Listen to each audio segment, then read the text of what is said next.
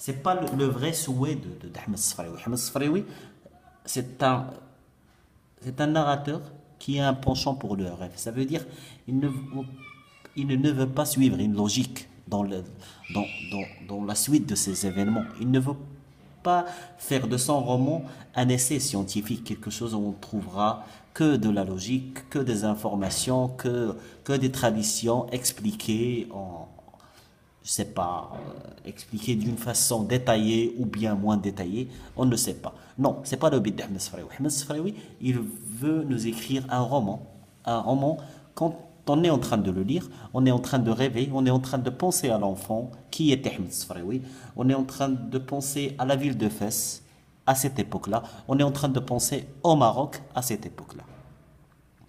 Pour ce fait, qu'est-ce qu'il a fait notre auteur, Ahmed Sfraoui? Il a caché son ethnographie dans son roman qui est une autobiographie. Et qu'est-ce qu'il a fait? Donc il a, comment dire, il a habillé chaque tradition ou bien chaque personnage de son roman d'une tradition bien précise ou bien d'une culture bien précise. Quand on dit habillé, c'est comme si, quand il parlait de son père, C.F. Slem, quand il ne citait l'homme de la quarantaine, donc il parlait à peu près de tout homme dans son âge, ses activités, ses allées, à la mosquée, sa façon de s'habiller, sa façon de parler, quelle était l'activité commerciale qu'il pratiquait. Donc, on songeait à chaque homme marocain. Quand on parlait de sa mère, les Zobida, qui a 22 ans, qui se comporte comme une vieille femme, on pouvait penser à toutes les femmes du Maroc à son âge. Toute femme mariée à son âge qui commence, dès qu'il est marié, à se comporter comme une vieille femme.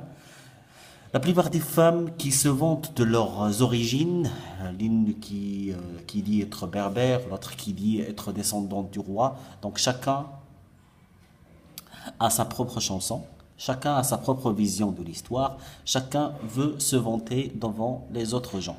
Et ça nous pousse à penser que à cette époque-là,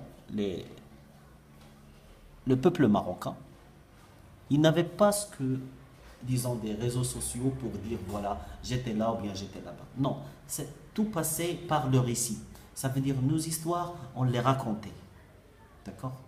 Quand il y a une assemblée de femmes, ils sont en train de parler, de débattre des problématiques, des problèmes qu'ils rencontrent. Quand il y a des gens qui parlent, normalement c'est pour faire un récit de leurs exploits. Donc tout passait par, disons, bouche à oreille. Ça veut dire tout est autour du récit. Pourquoi ce point-là? Parce que si vous réfléchissez bien, vous allez savoir que Ahmed Sfraoui, il est en train de nous présenter un récit. Donc, ce récit-là, il est alimenté par qui? Il est alimenté par les histoires de Abdullah l'épicier, de son père sur le delà. D'accord? Donc, on vit dans un récit. Tous les gens sont en train de raconter leurs histoires. Donc, au lieu de parler d'une façon scientifique, d'une façon didactique, qu'est-ce qu'on a préféré? On a préféré le rêve, le penchant, habiller les personnages, leur faire jouer des rôles, des tours. Chacun a son propre rôle. Celui-là, quand on parle du Msid, du frère, nous parlerons disons, de tous les Msid du Maroc. La façon dont les enseignants se comportaient avec les élèves. Donc nous avons une vie globale sur la vie au Maroc. Et c'était le but de Ahmed Sfraoui. Il l'a très bien réussi. Pourquoi? Parce que normalement, son but était de transmettre une image aux autres gens. Il a réussi. Que ce soit par le biais de l'autobiographie ou bien de l'ethnographie, il a très bien réussi son rôle. Donc, normalement, il a commencé par dire, ou bien nous avons commencé durant notre analyse par dire que c'est une autobiographie. Déjà, c'est ce qui est écrit en premier.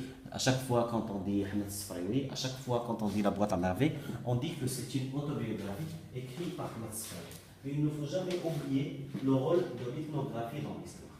Parce que l'ethnographie, elle est très importante. Comme je vous ai dit, l'ethnographie, c'est l'étude des peuples, traditions et cultures. Mais si Ahmed Sfraoui,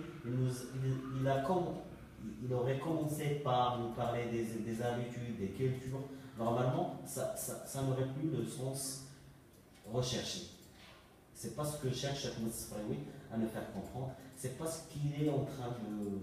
C'est pas ce qu'il cherche à nous faire savoir en parlant de son récit, en parlant de sa vie quand il avait 6 ans. Donc, quand il avait 6 ans, le message qu'il a envie de nous transmettre, c'est parler de son enfance, les habitudes, les habitants de sa maison, qui est d'Archefouafa, leur habitude, leur façon